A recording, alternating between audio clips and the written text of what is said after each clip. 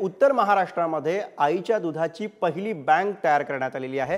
जळगावमध्ये आईच्या दुधाची पहिली बँक सुरू करण्यात आलेली आहे। आईच्या दुधाची समस्या असलेल्या नवजात बालकांना यामुळे याचा लाभ मिळणार आहे। दूध बँकेमध्ये मातांना या ठिकाणी दूध डोनेट करता येणार आहे। जळगाव जिल्हा रुग्णालयामध्ये आईच्या दुधाची पहिली बँक सुरू करण्यात आलेली आहे।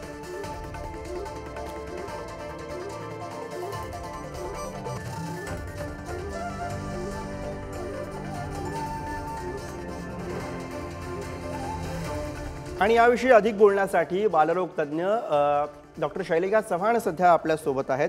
शैलजाजी, पुढारी न्यूजमध्ये तुमचं खूप खूप स्वागत आहे। उत्तर महाराष्ट्रामध्ये सुरू करण्यात आलेली आईच्या दुधाची ही बँक साधारणपणे ही जी कॉन्सेप्ट आहे ती आतापर्यंत बऱ्याच अंशी लोकांपर्यंत पोहोचलेली नाही आहे। तर सगळ्यात आधीचा तुम्हाला प्रश्न हाच आहे की नेमकी आईच्या दुधाची बँक असणं ही गोष्ट किती महत्त्वाची आहे आणि काय साधारणपणे ही प्रोसेस असते आणि किती महत्त्व आहे याचं? नमस्कार।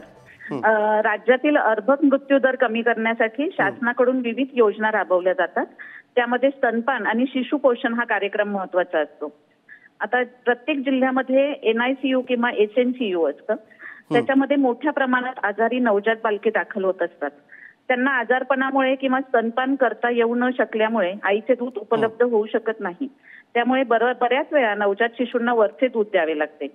त्यामुळे जर बालकांना आईचे दूध वेळेत उपलब्ध झाले तर त्यांची रोगप्रतिकारक क्षमता वाढते आणि वाढ आणि विकास व्यवस्थित होण्यास मदत होते।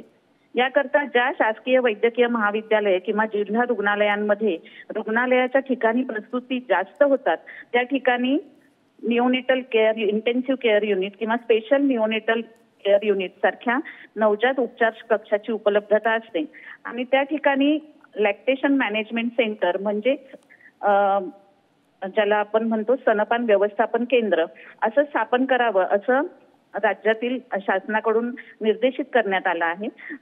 ते उद्दिष्ट डोळ्यासमोर ठेवून आणि आईचे दूध दान करा आणि बाळाचे प्राण वाचवा हे उद्दिष्ट डोळ्यासमोर ठेवून या मिल्क बँकेची स्थापना आपल्याकडे कालच करण्यात आली आहे आणि त्याचे माननीय पालकमंत्र्यांच्या हस्ते लोकार्पण करण्यात आलेले आहे।